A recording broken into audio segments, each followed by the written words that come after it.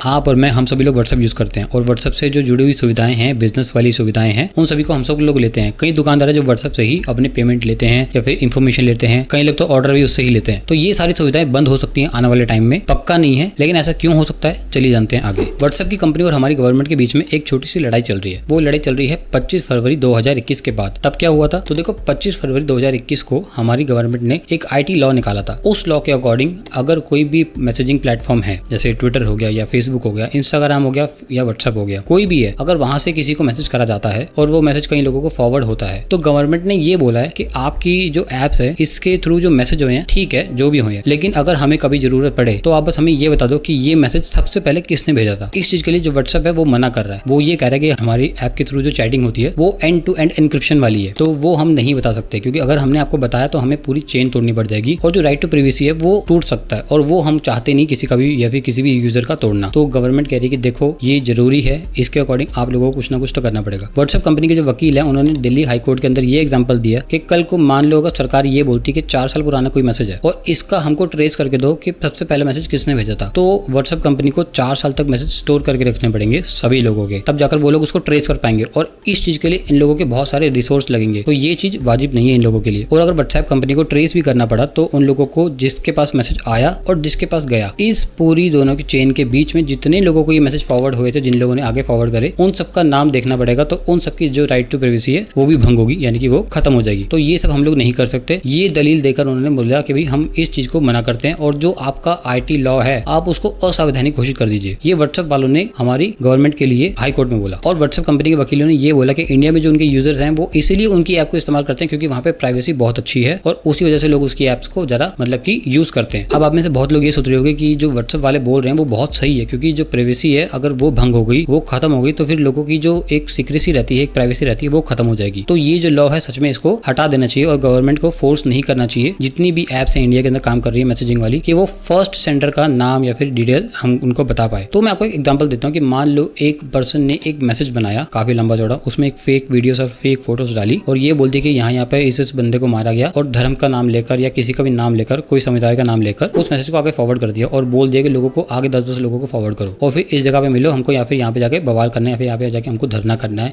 या फिर यहाँ पे जाके हमको झगड़ा फसाद करना है। और वो मैसेज 100,000 लोगों तक पहुंच जाता है। अगले दिन वहां पर उस जगह पर जहां पर उन लोगों ने लिखा वहां पे झगड़ा हो जाता है। तो कल को जिस जगह पे झगड़ा हुआ था ना, वहीं के लोग गवर्नमेंट को कोसेंगे कि इन लोगों ने उस बंदे का अभी तक पता क्यों नहीं लगाया जिसने ये मैसेज करवाया था, या फिर जिसकी वजह से ये सारा का सारा ड्रामा हुआ, जिसकी वजह से लोगों का नुकसान हुआ है, कहीं जान माल का नुकसान भी हो सकता है। इस चक्कर में आप लोग ही सबसे पहले गवर्नमेंट को कोसोगे कि वो पता क्यों नहीं लगा पा रही है। इसीलिए हमारी जो गवर्नमेंट है वो मैसेजिंग एप्स को ये बोल रही है कि आप बस फर्स्ट सेंडर का पता हमको बता दो जब भी हम आपसे पूछे, जिस भी केस के लिए पूछे। तो वो लोग बोल रहे हैं कि हम तो ऐसा नहीं कर सकते। तो जो हमारी गवर्नमेंट है उन्होंने ये बोला है कि ठीक है, अगर आपके पास ऐसा कोई सर्विस या फिर आपके पास ऐसा कोई मैकेनिज्म नहीं है जिसके थ्रू आप फर्स्ट सेंटर का पता लगा सकते हो, तो कोई ऐसा मैकेनिज्म बनाओ, लेकिन होना जरूर चाहिए। क्योंकि मान लो कि एक तो ये झगड़े वाला एग्जांपल हो गया, दूसरा कल को मान लो कि किसी लड़की की गलत फोटोज किसी ने लीक कर दी, या गलत फोटो एडिट करके AI के थ्रू, आजकल जो जमाना है उसके थ्रू किसी को बदनाम करने की कोशिश करी, तो ये सब चीजों को पता लगाने के लिए गवर्नमेंट को हेल्प चाहिए होगी। या तो इंडिया की कोई अपनी ऐप हो जो गवर्नमेंट के साथ मिले, या फिर ये जो बाहर की ऐप्स है इनको गवर्नमेंट के जो रूल्स हैं उनके अकॉर्डिंग काम करना पड़ेगा। अब इसके बाद हाई कोर्ट ने भी ये बोला है कि देखो आप राइट टू प्राइवेसी का बहाना देकर इस चीज को तो आप मना नहीं कर सकते कि आप गवर्नमेंट का साथ नहीं दोगे, कहीं ना कहीं तो आपको मैनेज करना पड़ेगा। तो अब इसकी जो अगली सुनवाई वो जुलाई अगस्त के टाइम पर है 2024 के अंदर। तब देखते हैं कि तब